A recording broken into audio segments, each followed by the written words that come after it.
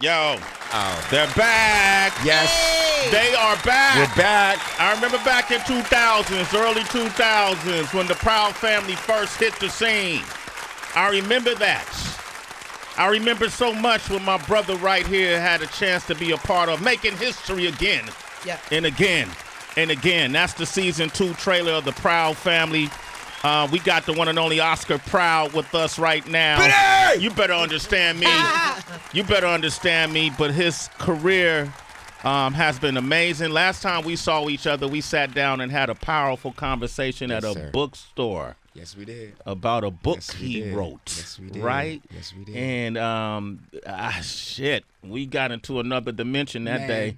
I think I scared the people next door. You did. Tommy Davidson is back, y'all. Yeah, yo, people was like, Hey, what Tommy. happened? Thank you.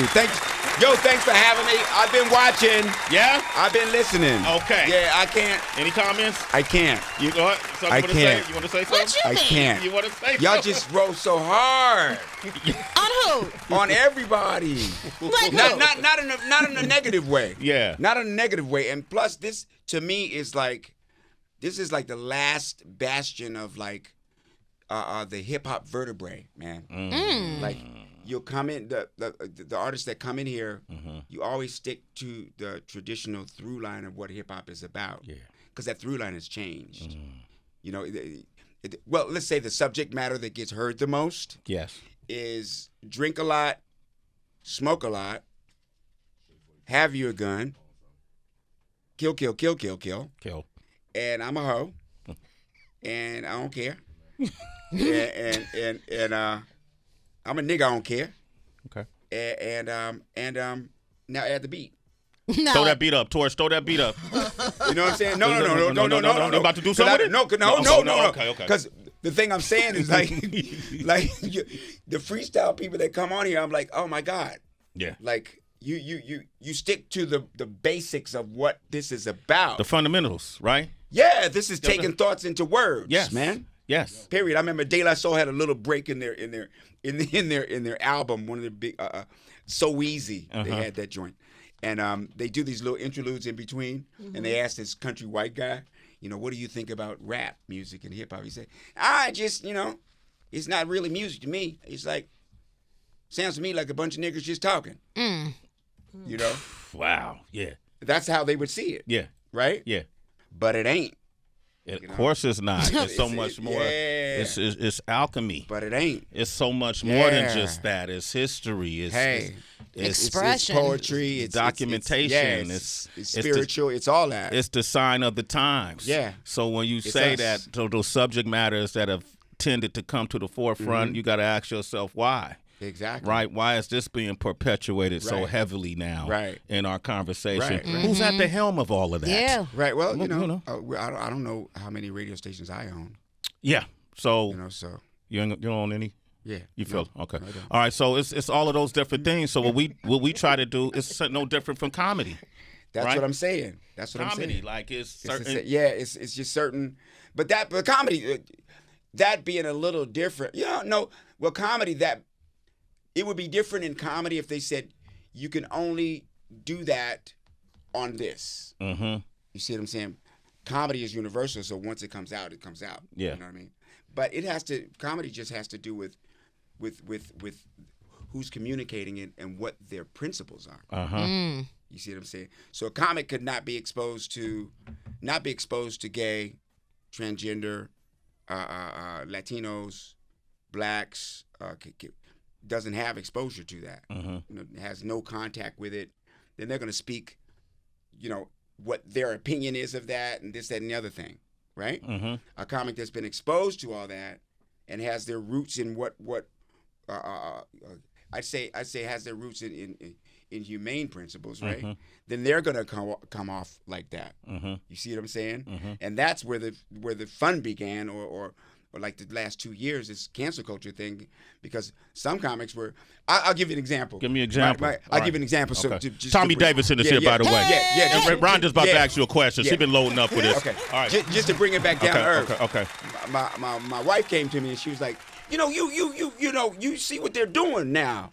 You know what I mean? You need to get some edge on your comedy. You know, this person doing that, I won't name him. That person doing that, you need to get some edge. If you're edgy, then you can banana and this, that, and the other thing. I said, have you seen any of my specials? She said, actually, no. Your wife? The wife? Yeah. She said, actually, no. You know, so that's actually good. We'll talk about it. But that's actually good.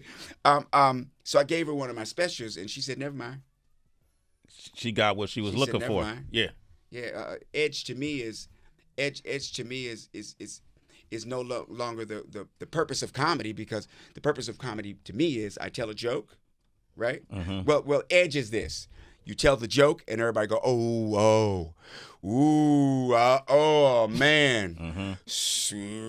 Ooh, whoa. Oh. The not edge, Mm-hmm. you know, the 3-pointer, Mm-hmm. to me is when you tell a joke and the people go, oh.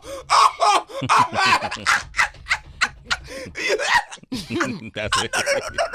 Hug him, Rhonda. Hug him. You see what I'm saying? Yeah. There's a laugh there. There's a laugh there.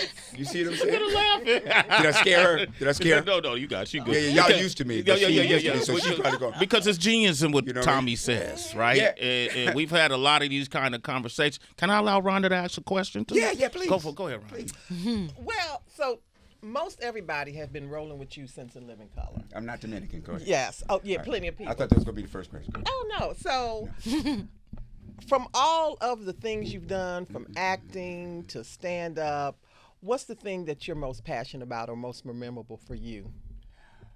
Probably you're talking entertainment or just general? Or Entertainment, even yeah. not entertainment. Probably In Living Color, Okay. because In Living Color was the result of Everything me else. going from nothing to something. It was a domino effect. It was your launch pad. It was the launch pad, because when I got to Hollywood, I ain't know nothing about it. I was taking a bus because my mom ain't let me bring my car, you know. So and it was I met all the people on the way and was at the Comedy Store, and I've gone about as far as you can go as a comedian, right? But within Living Color, when I walked in the door, and they said, "You got the part." So now, did you have an agent, or how did you even get the opportunity? I had an agent at the time. That's part of the whole quest. Okay, right? gotcha. Finally, and I'm doing that, but this is the big moment. Mm-hmm. So I walk into the room of the people that made it, because it was like no one knew who really got it, Right. right? Because there's all these people that auditioned for the damn thing. So my audition was stand up, because that's all I had. You know, I auditioned for stuff. They say, "Yeah, nice to meet you," but stand up was my power. Mm-hmm. You see what I'm saying? So I went in front of the audition with Keenan and all of them, and they were looking at me, and they said, "Do a sketch," and I didn't know what a sketch was. Right. Do some improv. I didn't know what improv was, although I did inside.